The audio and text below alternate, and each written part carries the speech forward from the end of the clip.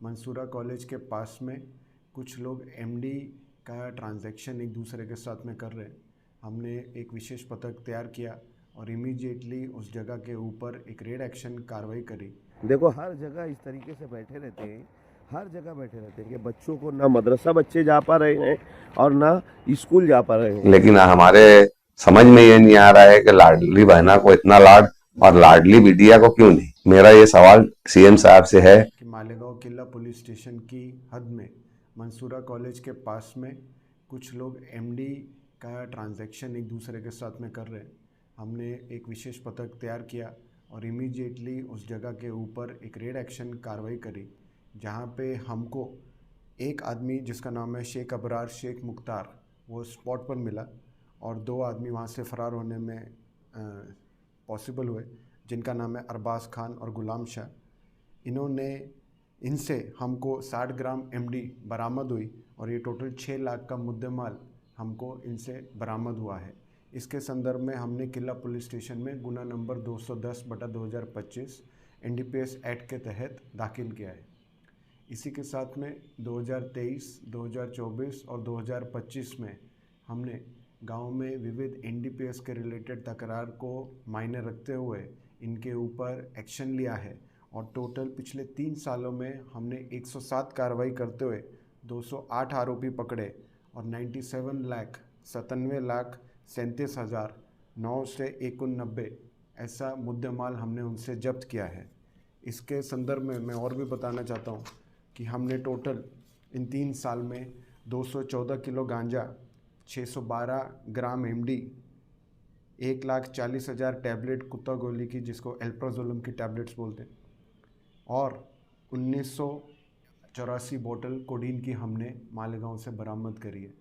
ऐसे हमारी एनडीपीएस के अंडर कार्रवाई निरंतर चलती रहेगी और एनडीपीएस को या गांव में ड्रग्स के अगेंस्ट नासिक ग्रामीण पुलिस सदा सतर्क रहेगी और कार्रवाई करती रहेगी। अस्सलाम वालेकुम।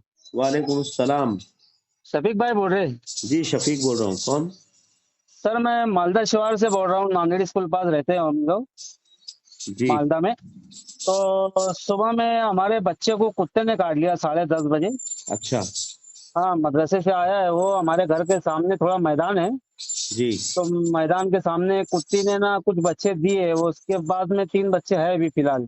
अच्छा हाँ, मतलब अच्छे अच्छे खासे, मतलब एकदम छोटे नहीं, अच्छे बड़े हो गए हो। जी तो बच्चे ने आगे ना उसका पैर पकड़ लिया, हमारे लड़के का, छोटा बच्चा है। अच्छा हाँ, तो फिर मैं लेके भागा उसको अपना हारून हारून अंसारी में। अच्छा हाँ, तो वहाँ 4 इंजेक्शन का बोले, आज 11 तारीख का आज लगाए हो। जी। तो उसके बाद से 3 इंजेक्शन और लगाने गए। तो सर मैं आपसे यही पूछ रहा था सर, क्या करना चाहिए इसका? इंजेक्शन वगैरह तो लगवा लिए ना आप? उसको टाइमो हाँ टाइम सर। इंजेक्शन दो अच्छा और चेकअप उसका करवाते रहो। अच्छा इसके अलावा मामला ऐसा है ना कि आज मैं फज्र की नमाज के बाद ना मेरी अच्छा। बच्ची को छोड़ने के लिए जा रहा था। हाँ हाँ। हमारे घर से ना थोड़ी दूर पे गाड़ी आती है उसकी। अच्छा। अ, तो गाड़ी तक उसको छोड़ने जाना पड़ता है। हाँ। मुझको खुद है ना 10 से 12 कुत्तों ने वहां पर घेर लिया था। अरे बाप। मैंने वो वीडियो कमिश्नर साहब को बताया जाकर अच्छा। और अब हम लोग इंशाल्लाह इसके ऊपर काम भी कर रहे हैं कि यार किस हाँ तरीके से मालेगांव के अंदर जो कुत्ते हैं हाँ वो उनका झुंड खत्म हो। क्योंकि मैं हाँ वहां से स्कूल से छोड़ने के बाद बच्ची को मैं सुबह ही सुबह आयशा नगर कब्रिस्तान हाँ हाँ फातिहा हाँ। पढ़ने के लिए निकल गया।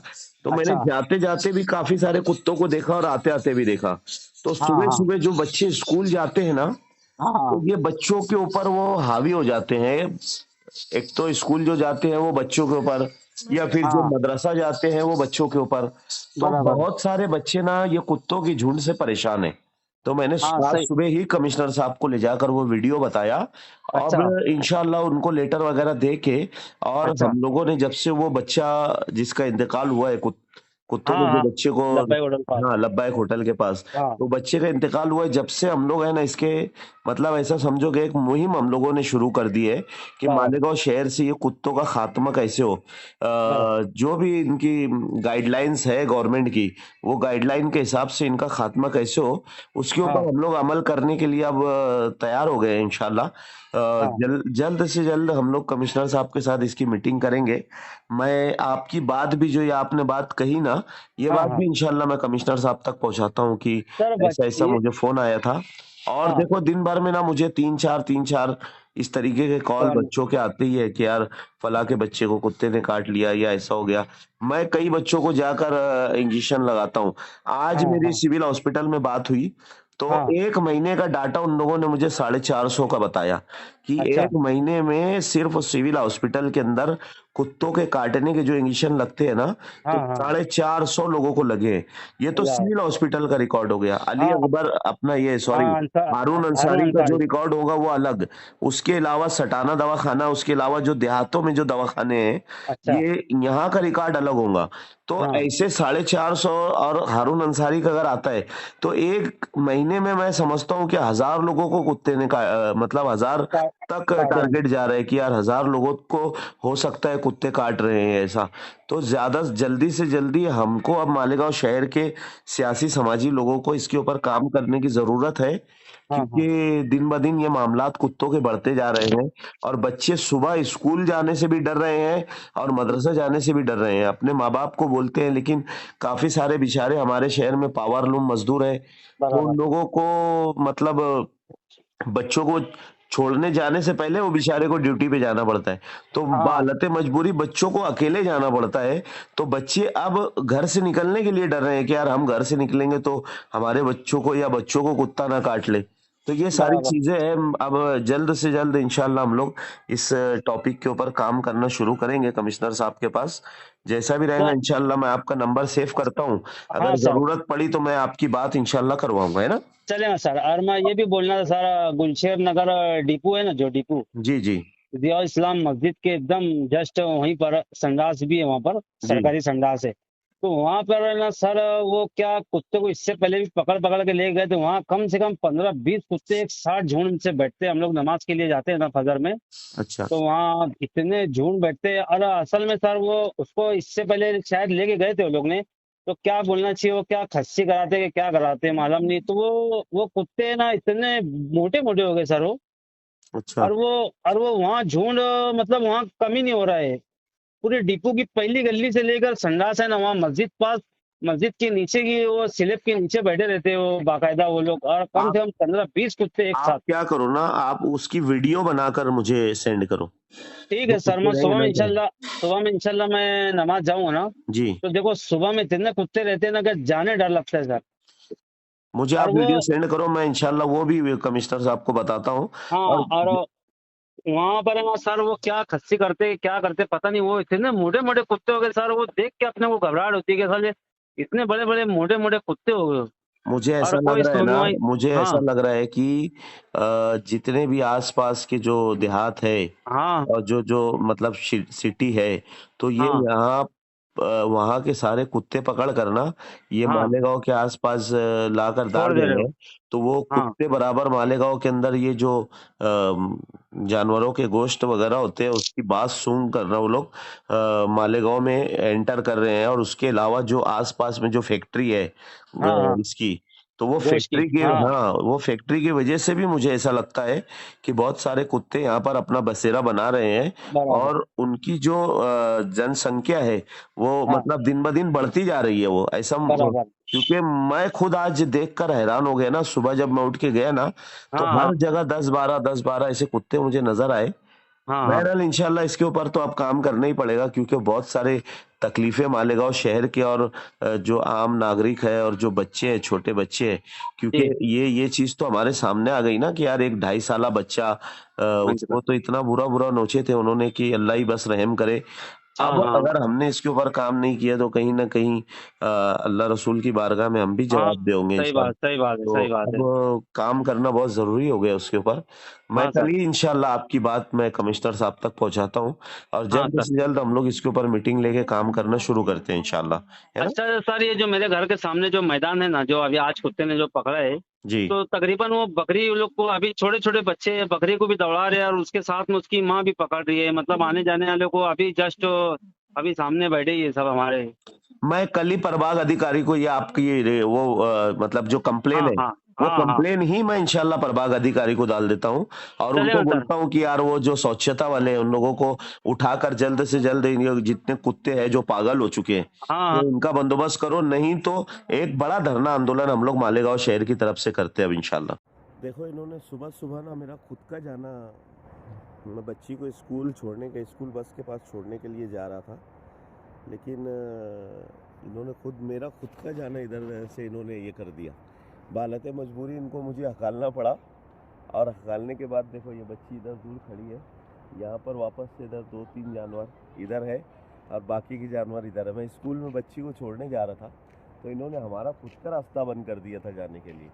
तो कितना अब हम लोगों ने इसके ऊपर काम करना, ठीक है हम लोग तो बड़े लोग हैं, लेकिन जो बच्चे होते हैं, छोटे छोटे जो बच्चे होते हैं, इन लोगों के साथ क्या मामला होता होगा। अगर ये बच्ची अकेली मेरी बुरखे में जा रही थी, अगर ये जाती है, डरती है सुबह सुबह जाने के लिए, स्कूल हेरा में पढ़ती है मेरी बच्ची, तो इसको हमको थोड़ी दूर तक छोड़ना पड़ता है। तो फजर की नमाज़ पढ़ने के बाद उठ के और इसको हमको छोड़ने जाना पड़ता है कि ये हाल है। तो बच्चे लोग तो अपने घर से निकलने के लिए डर रहे हैं, स्कूल जाने के लिए बोलो या और किसी काम के लिए बोलो। पीछे जो बच्ची के साथ हादसा हुआ था, बच्ची को वो कुत्ते ने चीर फाड़ कर बच्चे की जान ले ली। तो न जाने ऐसे कितने बच्चे इनके शिकार होते हैं। और 7 से 8 साल के अंदर मालेगांव शहर पूरी दुनिया के अंदर एक वाहिद ऐसा शहर है कि यहाँ पर 32,033 केस हो चुके। अब 32,000 किसको बोलते कि 32,000 केसेस हो चुके, मतलब हमने उस दिन काउंट किया था तो एक दिन में 15 लोगों को कुत्ते ने काटा है, जिसमें बच्चे और बड़े सब शामिल हैं। तो देखो ये बच्चों के लिए दोबार करते हैं जाना, हर जगह ये इस तरीके से बैठे रहते हैं। तो मैं कॉरपोरेशन के कमिश्नर साहब से गुजारिश करता हूँ कि बराए मेहरबानी इन लोगों के ऊपर कुछ तो भी आप एक्शन लें और मालेगांव शहर के अंदर जो कुत्तों का झुंड हुआ है पूरी तरीके से देखो दौड़ा रहे हम लोगों को। देखो, अस्सलाम वालेकुम नाजरीन। शहर इंसानियत का है तकाजा दहर फ़ानी में, शहर इंसानियत का है तकाजा दहर फ़ानी में, किसी के काम आ जाए तो अपनी ज़िंदगी दे दो। मोहतरम नाजरीन, मैं आपसे आज अपील कर रहा हूँ एक ऐसे बच्चे की जान बचाने के बारे में जिसे एक बहुत ही रेयर बीमारी है जिसे थैलेसेमिया कहा जाता है। बहुत सारे बच्चे, हजारों लाखों में कुछ बच्चे ऐसे पैदा होते हैं जिनके बदन के अंदर रेड ब्लड सेल नहीं बनते और उस बीमारी को कहा जाता है थैलेसेमिया। ये बच्चा है जो नांदेड़ का रहने वाला है। इस बच्चे का नाम है मोहम्मद अब्दुल्ला और इस बच्चे के वालिद साहब है मोहम्मद अब्दुल मुख्तदिर साहब, जो छोटा सा एक इलेक्ट्रीशियन का काम करते हैं और इलेक्ट्रिक की दुकान चलाते हैं छोटी मोटी, और मुतवस्सित तबके के से ताल्लुक़ रखते हैं। ये बीमारी जो हजारों लाखों बच्चों में से किसी एक बच्चे को होती है, एक हंसता खेलता बच्चा आपकी मदद का तलबगार है। हर हफ्ता उसे ब्लड चढ़ रहा है और इस हर हफ्ता ब्लड से उसे बचाने के लिए बोन मैरो ट्रांसप्लांट डॉक्टरों ने तजवीज़ किया है। बोन मैरो ट्रांसप्लांट का डोनर ना मिलने की वजह से इस बच्चे का ऑपरेशन बहुत महंगा हो गया है और जिसका खर्च मद्रास के एक हॉस्पिटल में तकरीबन 35 लाख रुपया है। मैं एस्टीमेट की कॉपी यहाँ पर लगा देता हूँ, आप देखिए। और इस हंसते खेलते बच्चे के लिए एक बाप अपने दर्दमंद दिल की पुकार के साथ आपकी तरफ उम्मीद भरी निगाहों से देख रहा है। उनके इतनी ताकत नहीं है कि वो इतनी कसीर रकम खर्च करके अपने जिगर के टुकड़े की जान बचा सके। आप हैं जो मदद का हाथ आगे बढ़ाकर एक बच्चे की जान बचा सकते हैं। एक वालिद के कर्ब को समझते हुए अगर आपने मदद का हाथ बढ़ाया तो एक जान है जो बच सकती है। बोन मैरो ट्रांसप्लांट एक बहुत ही अजियतनाक अमल है, मगर उस अमल के जरिए से, उस इलाज के जरिए से और उस तरीक़े इलाज की वजह से मोहम्मद अब्दुल्ला की जान बच सकती है। 25 लाख रुपए तक तकरीबन इंतजाम हो चुका है इस बच्चे के लिए। आपके जैसे साहिब खैर हजरात ने 25 लाख रुपए तक उस बच्चे के अकाउंट में हॉस्पिटल में जमा करवा चुके हैं। मैं आप लोगों से अपील कर रहा हूं कि दिसंबर में इस बच्चे का ऑपरेशन होना, इस बोन मैरो ट्रांसप्लांट होना है, जिसके लिए 10 से 15 लाख रुपए की जरूरत आज भी इस बच्चे को है। आपसे गुजारिश है कि आप अपने बच्चों की तरफ देखते हुए किसी के बच्चे की जान बचाने के लिए आगे आएं। और मोहम्मद अब्दुल्ला के अकाउंट में मैं अकाउंट नंबर आपको यहां पर लगा देता हूं। आप पहले उनके वालिद साहब का भी फोन नंबर भी मैं यहां लगा रहा हूं, उस बच्चे का अकाउंट नंबर भी लगा रहा हूं, हॉस्पिटल का एस्टिमेट भी लगा रहा हूं। आप अपने तौर से तहकीक कीजिए और ज्यादा से ज्यादा रकम इस बच्चे के उस हॉस्पिटल के अकाउंट में उसके वालिद साहब से कहना चाहिए मालूमात लेते हुए आप लोग उस बच्चे की मदद करें और उस अकाउंट में ज्यादा से ज्यादा पैसा भेजें, ताकि उस बच्चे के इलाज के लिए जो मतलूबा 35 लाख रुपए की रकम है वो इकट्ठी की जा सके। मैं आपसे गुजारिश कर रहा हूं और मुझे उम्मीद है कि आप इस बच्चे की जान बचाने के लिए अपनी हैसियत से बढ़ चढ़कर आप मदद करेंगे। खुदा हाफिज, अस्सलाम वालेकुम। दोस्तों, जैसा कि आप लोग जानते हैं कि लीला चैरिटेबल फाउंडेशन एनजीओ जो महाराष्ट्र लेवल पर नहीं बल्कि ऑल इंडिया लेवल पर काम कर रहा है। ये एनजीओ का मकसद ये है कि गरीब, मुस्तहिक, नादार बच्चियों की जो शादी इज्तिमाई निकाह के जरिए की जाती है उनको सरकारी योजना का लाभ दिलाना। एक दूसरा ये कि सरकारी मुकमे में जितनी भी स्कीमें हैं जिनके जरिए जैसे गरीब मुस्तहिक लोगों को फायदा हो, वो स्कीमें के जरिए उनका पैसा उन तक के दिला। कन्यादान योजना जो महाराष्ट्र के अंदर 25,000 रुपया देती है गरीब मुस्तहिक लड़कियों को शादी करने के लिए, हमारे महाराष्ट्र के जो सीएम साहब है ये आज बिना डॉक्यूमेंट्स के, बिना किसी भी रिक्वायरमेंट के कहना चाहिए कि लड़की बहना को 1500 रुपया महाना आज 2 साल से दे रहे और हर माह उनको पैसा जो है डायरेक्टली इन अकाउंट में चला जाता है। लेकिन मैं ये देख रहा हूँ कि कन्यादान योजना की जो ताल्लुक से एप्लीकेशन फॉर्म है, उस फॉर्म के अंदर इतने ज्यादा दस्तावेज मांगे जाते हैं कि जो कन्या, इन्हें कहना चाहिए सामूहिक विवाह में जो बच्चियां हिस्सा लेती है उन लोगों के पास में ये चीज नहीं होती। वो हर पेपर में कुछ ना कुछ क्योरी निकल जाती है और वो पेपर रिजेक्ट हो जाता है। ये वीडियो मैं सरकार के लिए बना रहा हूँ कि सरकार इस कन्यादान योजना का जो स्कीम चला रही है, इसके दस्तावेज के अंदर खास दस्तावेज जो है वो आप ले। आपको जाति से क्या मतलब है? किसी भी जाति, किसी भी धर्म के लोग शादी करते हैं तो उसमें आप मेरी सर्टिफिकेट के अंदर डोमिसाइल ओबीसी की जरूरत क्या है? ये ना लेते हुए आप जो है तो मेरी सर्टिफिकेट बनवाएं, निकाहनामा है उनका, आधार कार्ड है, बैंक के दस्तावेज है, ये जरूरी दस्तावेज लेकर उनको कन्यादान योजना का पैसा जो है तो दे। मेरी ये अपील आज के मौजूदा इक़्तिदार महाराष्ट्र के अंदर जो अभी इक़्तिदार में बैठे सीएम साहब है उनसे है। आज लड़की बहना को डायरेक्ट पैसा दे रहे हो और जो कन्यादान में जो अदारे परेशान है, जो बच्चियों को, गरीब सही मुस्तहिक लोग बच्चियों को जो पैसा दिलाना चाहते हैं उनकी तरफ आप तवज्जो नहीं दे रहे हो। आखिर ऐसा क्यों? क्या हम मुस्लिम कम्युनिटी से इसलिए, या फिर मुस्लिम कम्युनिटी के साथ भेदभाव हो रहा है? मेरा कई सवाल है सीएम साहब से, लेकिन सीएम साहब मेरी इन सवालों का जवाब नहीं दे रहे। मैंने मंत्रालय के अंदर लीला चैरिटेबल फाउंडेशन के जानिब से और लीला चैरिटेबल फाउंडेशन के जिम्मेदारों के साथ हमने खुद जाकर एप्लीकेशन दिया है कि इस तरीके का हमारा काम है और इस तरीके से हमको जो है कन्यादान योजना के जो लाभ है वो मिलना चाहिए, लेकिन अभी तक के हमको ये लाभ मिल नहीं रहा है। इस कदर की तकलीफ आ रही है, आखिर हमारे साथ ऐसा क्यों हो रहा है? यह सीएम साहब हमको इसका जवाब दे। हम चाहते हैं कि उन बच्चियां, जो भी गरीब बच्चियां हैं जिन लोगों का हमने एप्लीकेशन फॉर्म जमा कराया है, उन लोगों को जल्द से जल्द पैसा मिल जाए ताकि वो अपनी अजदूची जिंदगी जो है तो पुरसुकून माहौल में गुजार सके, सुकून से अपनी जिंदगी को गुजर बसर कर सके। हर बार हम जब इज्तिमाई निकाह करते हैं उसका वीडियो आपको भेजते हैं, उसके दस्तावेज भेजते हैं, उसके कागजात भेजते हैं, उसकी पूरी अपडेट देते हैं, उसके बावजूद भी हमारे इस इज्तिमाई निकाह की तरफ कोई तवज्जो देता नहीं, सामूहिक विवाह की तरफ तो कोई तवज्जो देता नहीं।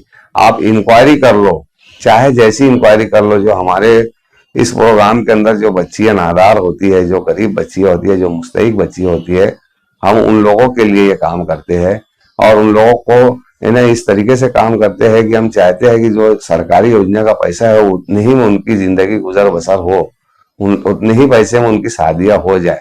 और कर रहे हैं हम, अल्हम्दुलिल्लाह हम लोग कर रहे हैं, ऐसा नहीं कि नहीं कर रहे हैं। जितनी भी शादी अब तक के की है हमने, इतनी ही 25,000 की योजना है, हम 22,000 23,000 रुपये के अंदर वो शादियां पूरी मुकम्मल कर रहे हैं। अब हमारे इस प्रोग्राम के अंदर बड़े बड़े घरानों के लोग भी हिस्सा ले लेते हैं। कहते हैं कि शादी में फजूल खर्च करने से बेहतर है कि इस तरीके से सादगी से शादी करके जिंदगी गुजारना चाहिए। सच है, अच्छी चीज है, लेकिन सरकार की तरफ से मैं ये चाहता हूं कि जो आपने जगह जगह बैनर पोस्टर और जो अपने कहना चाहिए कि महाराष्ट्र के लेवल पे ऊपर आपने जो इस तरीके का चारों सीएम का 3 सीएम का फोटो लगा हुआ है और एक जो है तो इनका भी फोटो लगा है जो आपको स्क्रीन पर दिखाई दे रहा है, लेकिन हमारे समझ में ये नहीं आ रहा है कि लाडली बहना को इतना लाड और लाडली बिटिया को क्यों नहीं। मेरा ये सवाल सीएम साहब से है, जरूर इस पर तवज्जो दें। मैं समझता हूँ कि बहुत सारे लोग ये बात को समझे होंगे कि यार कितनी तकलीफों से प्रोग्रामात को खड़ा करना पड़ता है। हमारे इस प्रोग्राम को देखने के लिए बहरून शहर से बहुत सारे हजरात हमारे मालेगांव शहर आए हैं, जो लीला चैरिटेबल फाउंडेशन के जिम्मेदारों में से है। अभी सौदा ज़िले के रहीम शाह साहब है, यही मजलिस में बैठे हैं। मैं उनसे गुजारिश करूंगा कि वो स्टेज पर आ जाए। और अजमल शाह साहब है, उनसे भी मैं गुजारिश करूंगा, वो जलगांव ज़िले से आए हैं, वो भी स्टेज पर आ जाए। और दानिश काजी साहब जो है मुंबई मुमरा से है, मैं उनसे भी गुजारिश करूंगा कि वो भी स्टेज पर आ जाए। आज हमारे लीला चैरिटेबल फाउंडेशन के अंदर बहरून शहर के जो मेहमानान हैं वो ख़ास हमारे मालेगांव का ये इज्तिमाई निकाह देखने के लिए आए हैं कि किस तरीके से होता है और इसकी शुरुआत कैसे होती है और इसका ख़त्म जो अंजाम कैसे होता है। आज ये एक आइडिया बन रहा है हमारा लीला चैरिटेबल फाउंडेशन हर एक अदारे के लिए, और इसकी तमाम तर तफसील जो है जो हमारे मालेगांव शहर के आमीन इसरत मस्जिद के इमाम व खतीब है अंसारी मुफ्ती शोएब साहब से मैं गुजारिश करूंगा कि वो आकर मुख्तसर सा अंदाज में अपना ख्यालात का पेश करे और उसको समझाए। मैं मुफ्ती साहब से गुजारिश करूंगा कि वो स्टेज पर आ जाए।